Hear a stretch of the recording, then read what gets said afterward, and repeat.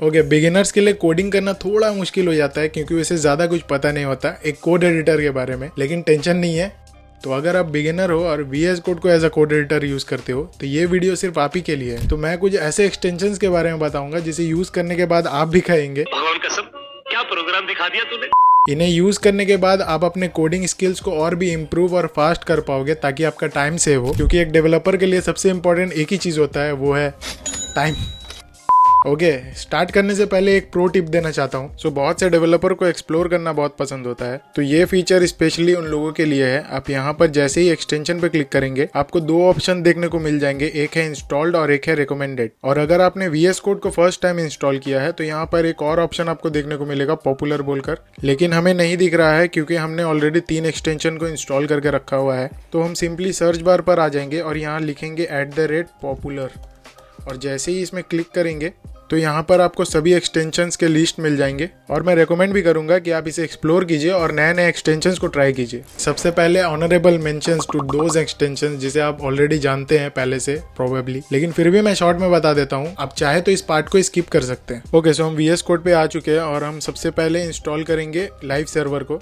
तो आप यहाँ पर सर्च करेंगे लाइव सर्वर तो आपको ये एक्सटेंशन देखने को मिल जाएगा, और आप इसे जैसे ही इंस्टॉल करेंगे तो यहाँ पर एक ऑप्शन आपको देखने को मिलेगा गो लाइव बोलकर। तो हम सिंपली अपने HTML पे आ जाएंगे। तो जैसे ही मैं गो लाइव के बटन पे क्लिक करूंगा यहाँ पर एक ब्राउजर ओपन हो जाएगा, और ये एक्सटेंशन का मेन फीचर यही है कि आप कुछ भी चेंज करेंगे तो वो बिना रिलोड हुए यहाँ पर अपडेट हो जाएगा, जिससे आपका टाइम काफी सेव हो सकता है। उसके बाद हमारा जो सेकेंड एक्सटेंशन है वो है मटेरियल आइकन थीम। अब जैसे कि आप देख सकते हैं यहाँ पर बहुत सारे फोल्डर मैंने बना रखे हैं। इसे इंस्टॉल करने के बाद जैसे ही आप इस पे क्लिक करेंगे और यहाँ पर मटेरियल आइकन चूज करेंगे तो आप देख सकते हैं यहाँ पर सभी फोल्डर्स के आइकन चेंज हो चुके हैं। इसे यूज करने से आपका फोल्डर स्ट्रक्चर मेंटेन और ऑर्गेनाइज्ड हो जाएगा। अब बात कर लेते हैं हमारे थर्ड एक्सटेंशन के बारे में, जिसका नाम है ऑटो रीनेम। तो हम इस एक्सटेंशन को इंस्टॉल करेंगे और इंस्टॉल के बटन पे क्लिक करेंगे और हम वापस से अपने HTML पे आ जाएंगे। और जैसे ही मैं किसी भी टैग को चेंज करूँगा आप देख सकते हैं कि उसके साथ ही साथ उसका एंड टैग भी चेंज हो रहा है। जैसे मैं यहाँ पर कुछ भी लिख देता हूँ तो यहाँ पर उसका एंड टैग ऑटोमेटिक चेंज हो जाएगा, और ये React, Next.js सभी के साथ कंपैटिबल है। तो हम इंस्टॉल करेंगे अगले एक्सटेंशन को जिसका नाम है प्रिटियर। हम इसे इंस्टॉल कर लेंगे और इस बार हम JS फाइल को ओपन कर लेंगे। तो जैसा कि आप देख सकते हैं ये काफी अनऑर्गेनाइज्ड और बेसिक लग रहा है। तो हम सिंपली राइट क्लिक करेंगे और फॉर्मेट डॉक्यूमेंट विद सेलेक्ट कर लेंगे और प्रिटियर को चूज कर लेंगे। तो आपका कोड ऑर्गेनाइज हो जाएगा और जहाँ पर भी हमने सेमीकोलन छोड़ दिया था वहाँ पर सेमीकोलन ऑटोमेटिकली ऐड हो जाएगा। इसमें बहुत सारे कस्टमाइजेशन है जिसमें मैं एक सेपरेट वीडियो बनाऊंगा। तो आइए अब हम नेक्स्ट एक्सटेंशन को इंस्टॉल कर लेते हैं और हम सर्च करेंगे बेटर कमेंट और इसे इंस्टॉल कर लेंगे। तो मैं वापस से अपने JS फाइल में आ जाऊंगा और आप देख सकते हैं यहाँ मैंने कुछ कमेंट्स ऑलरेडी बना रखे हैं।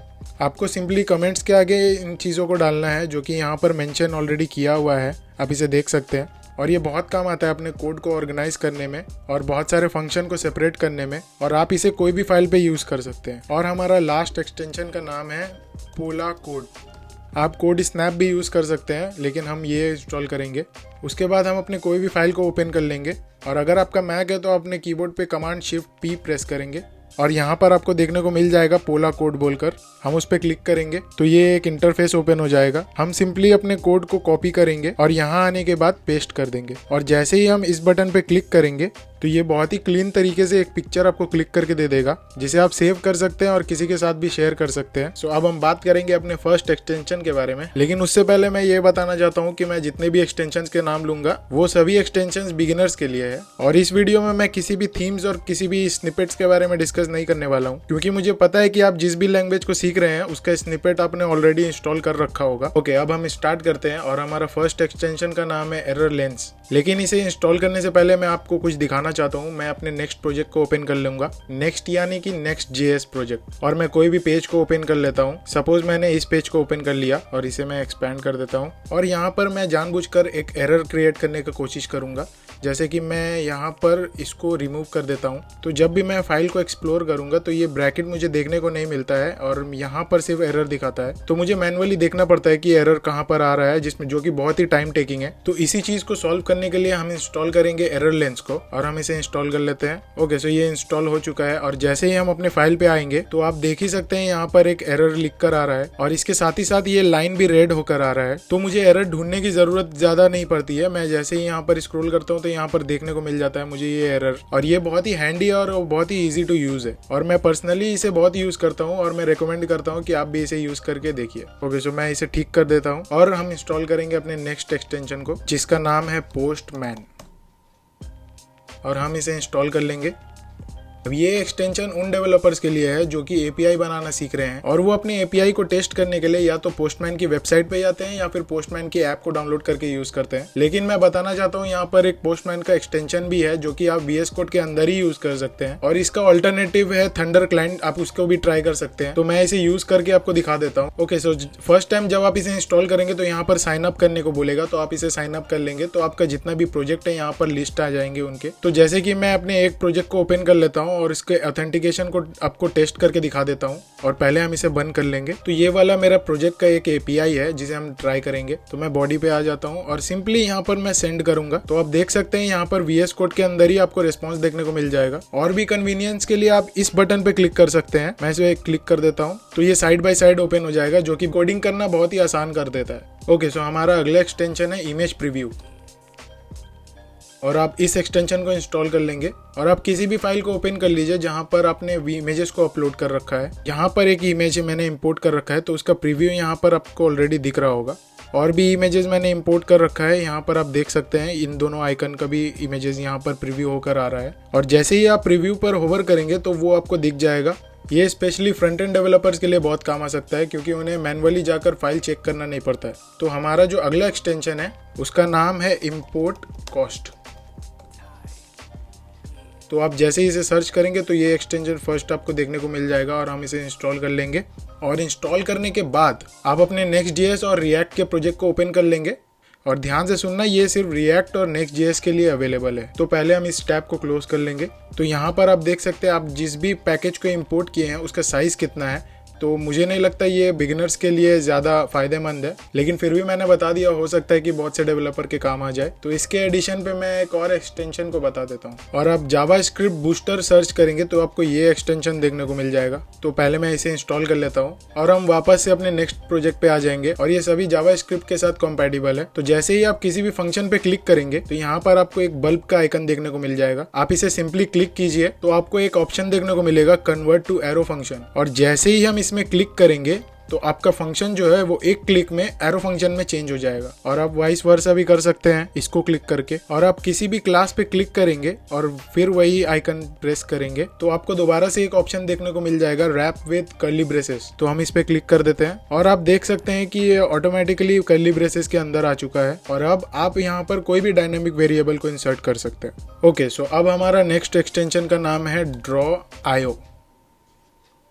और आप सिंपली इसे इंस्टॉल कर लीजिए। मैंने ऑलरेडी इंस्टॉल कर रखा है। तो मैं अपने फाइल पे आ जाऊंगा और सबसे पहले मैं सबको क्लोज कर लूँगा और मैं इसे एक्सपैंड कर देता हूँ। तो आप देख सकते हैं यहाँ पर मेरे पास एक फाइल है जिसका मैंने नाम सेट किया है और उसके बाद मैंने एक्सटेंशन लगाया है .draw.io। तो ये फाइल क्रिएट करने के बाद आप जिसमें जैसे ही क्लिक करेंगे तो ये ऑलरेडी बना हुआ है, लेकिन आपको यहाँ पर ब्लैंक देखने को मिलेगा। तो इसके अंदर आप कुछ भी क्रिएट कर सकते हैं। सपोज कि आपको किसी भी प्रोजेक्ट का फ्लो चार्ट बनाना है तो आप इजीली बना सकते हैं। जैसे कि आप देख सकते हैं यहाँ पर ये एक सैम्पल प्रोजेक्ट है, लेकिन मैं इसे यूज करना नहीं सिखाऊंगा। मैं इतना ही बताऊंगा कि आप इसे ट्राई कीजिए क्योंकि इसमें एक्सप्लोर करने को बहुत कुछ है और आप अपने प्रोजेक्ट को इजीली अंडरस्टैंड कर सकते हैं इस फ्लो चार्ट के थ्रू। ओके, सो हमारा नेक्स्ट एक्सटेंशन बहुत ही सिंपल है। आप यहाँ पर सर्च कीजिए कोड स्पेल चेकर और ये फर्स्ट एक्सटेंशन आपको देखने को मिल जाएगा। यहाँ पर 13 मिलियन डाउनलोड्स है। आप इसे सिंपली इंस्टॉल कर लीजिए। मैंने ऑलरेडी इंस्टॉल कर रखा है और हम अपने किसी भी फाइल को ओपन कर लेंगे। तो सपोज मैंने ये सैंपल फाइल ओपन कर लिया है और यहाँ पर जो पासवर्ड लिखा है इसका स्पेलिंग मैं चेंज करूंगा। तो जैसे कि आप देख सकते हैं यहाँ पर एरर ऑलरेडी आ चुका है और ये बता रहा है कि आपका पासवर्ड का जो स्पेलिंग है वो गलत है।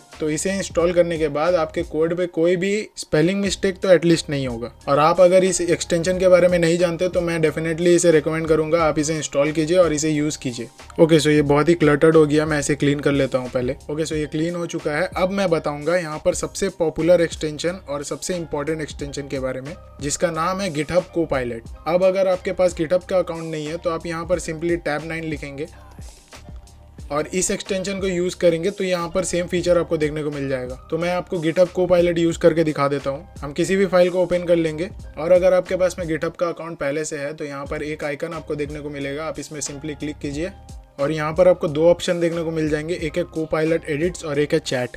तो चैट में आपको कुछ नहीं करना है, आपको जो फाइल में एरर दिख रहा है आप सिर्फ उस फाइल को ड्रैग एंड ड्रॉप करेंगे यहाँ पर। तो आप देख सकते हैं यहाँ पर जैसे कि मेरा करंट फाइल ये है और मैंने जो ड्रॉप किया है यहाँ पर ये फाइल दिख रहा है यहाँ पर। और मैं अपने एरर के रिलेटेड कोई भी क्वेश्चन पूछूंगा तो यहाँ पर रिस्पॉन्स आ जाएगा। लेकिन अगर आप चाहते हैं कि ये ऑलरेडी आपके फाइल में इम्प्लीमेंट हो जाए तो आप यहाँ पर कोपायलट एडिट्स पे आ जाएंगे और आप सिंपली वही फाइल को ड्रैग एंड ड्रॉप करेंगे। और सपोज मैं इसे इसका स्पेलिंग ठीक करने को कहता हूँ तो मैं यहाँ पर लिखूंगा चेक दी, तो मैं इसे डाल दूंगा और जैसे ही मैं एंटर प्रेस करूंगा तो ये ऑटोमेटिकली मेरे फाइल पे इम्प्लीमेंट हो जाएगा। तो आप देख सकते हैं मैं कुछ भी नहीं कर रहा हूँ, यहाँ पर ये फाइल ऑलरेडी इम्प्लीमेंट हो चुका है और मैं यहाँ पर कीप के बटन पे क्लिक करूँगा तो ये इम्प्लीमेंट हो चुका है। तो अब आप समझ ही गए होंगे कि ये किस लिए इतना पॉपुलर है। और इसके बाद मैं एक और एक्सटेंशन के बारे में बता देता हूँ जो कि बोनस एक्सटेंशन है, जिसका नाम है प्रोजेक्ट मैनेजर। और आप इस एक्सटेंशन को इंस्टॉल कर लेंगे। आप देख सकते हैं यहाँ पर 5 मिलियन डाउनलोड्स है इसके। और जैसे ही आप इंस्टॉल करेंगे यहाँ पर एक आइकन आपको देखने को मिलेगा, तो हम सिंपली इस पर क्लिक कर देते हैं। तो यहाँ पर एक ऑप्शन आपको देखने को मिलेगा सेव प्रोजेक्ट बोलकर। तो हम जैसे इस पे क्लिक करते हैं ये पूछेगा कि आपको क्या नाम रखना है, यही नाम रखेंगे और एंटर प्रेस करेंगे। तो आप देख सकते हैं यहाँ पर मेरा प्रोजेक्ट यहाँ पर सेव हो चुका है और मैं जिस भी प्रोजेक्ट में काम करूंगा और उस प्रोजेक्ट को मैं यहाँ पर सेव कर दूंगा तो मैं किसी भी प्रोजेक्ट पे शिफ्ट कर सकता हूँ। तो आप देख सकते हैं यहाँ पर ये मेरा प्रोजेक्ट सेव हो चुका है। तो मैं क्या करता हूँ कि अपने दूसरे प्रोजेक्ट को ओपन कर लेता हूँ। ओके, सो मैंने यहाँ पर दूसरे प्रोजेक्ट को ओपन कर लिया है और मैं सिंपली वही प्रोजेक्ट मैनेजर पे आ जाऊंगा। तो आप देख सकते हैं यहाँ पर मेरा प्रीवियस प्रोजेक्ट यहाँ पर शो हो रहा है। मैं इसमें जैसे ही क्लिक करूंगा तो मैं उस प्रोजेक्ट पे शिफ्ट हो जाऊंगा और मैं इस प्रोजेक्ट को भी इसमें सेव कर सकता हूँ। तो अगर आप मल्टीपल प्रोजेक्ट पे काम कर रहे हैं तो ये आपके लिए बहुत ही फायदेमंद हो सकता है। और याद रहे ये जितने भी एक्सटेंशंस मैंने बताए हैं ये सब बिगिनर्स के लिए है और मैं एक और वीडियो बनाऊंगा जो कि एडवांस लेवल का होगा। एंड या दैट्स इट, इस वीडियो के लिए सिर्फ इतना ही। मिलते हैं अगले वीडियो में। Thanks for watching.